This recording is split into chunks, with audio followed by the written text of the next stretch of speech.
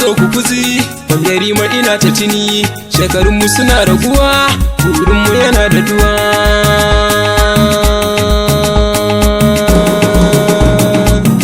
Inde babu ruwa gari samsam baya da duwa, in kuma babu wuta mutane san ba sa nutsuwa. In ba aikin yi matasa ke da hasaluwa, cin hanci a ƙasa ke hana ci gaba ya daduwa. In baka da kuɗi ƙasar mu karatu bai yiwuwa, ko da ma kayi aikin yi baya samuwa. Mu je fannin lafiya tallaka ne ke jikkatuwa, a gwamnan asibiti wai wani aikin bai yiwuwa. Ba kayan aiki ga patients kuma na da duwa, akwai manya a ƙasan ya haka nan kuma ke faruwa. Ku duba da ku gani ku gyara dukkan mu bar da kuwa, abin zunubi da yawa an raba da uwa, a gare ta ku bani zuwa, rayuwa kuma sai da ruwa. Al'umma na rabuwa sanadin jinya mutuwa, shugabanni na da duwa ayyuka kuma na raguwa, matasa bani zuwa fitina kuma na da duwa.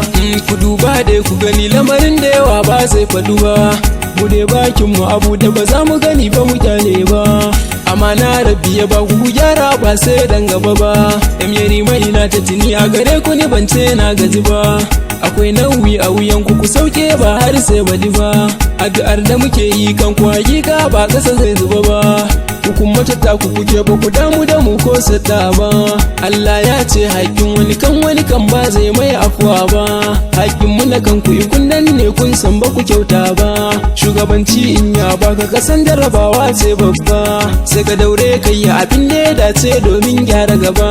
Annama ba a daina ba, mutuwa ba a fasa ba, za ta zo ba ku shirya ba, kar ku ce ba mu koka ba, talakan bai huta ba, hankali bai kwanta ba, manya ba mu rena ba mu yi musu sharri ba, mun faɗa ba mu boye ba ku zo kuka duba ba. Kafin ku hau ku zera ku masu son mu ne, amma in kun ka hau mun zama makiyanku ne.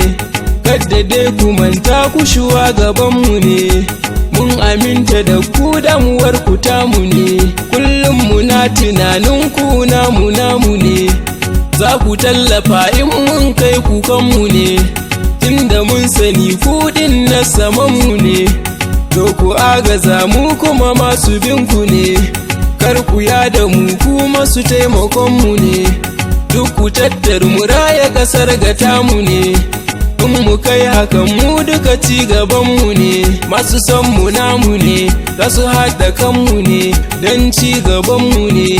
Yari mana faɗa ku duka walla namu ne.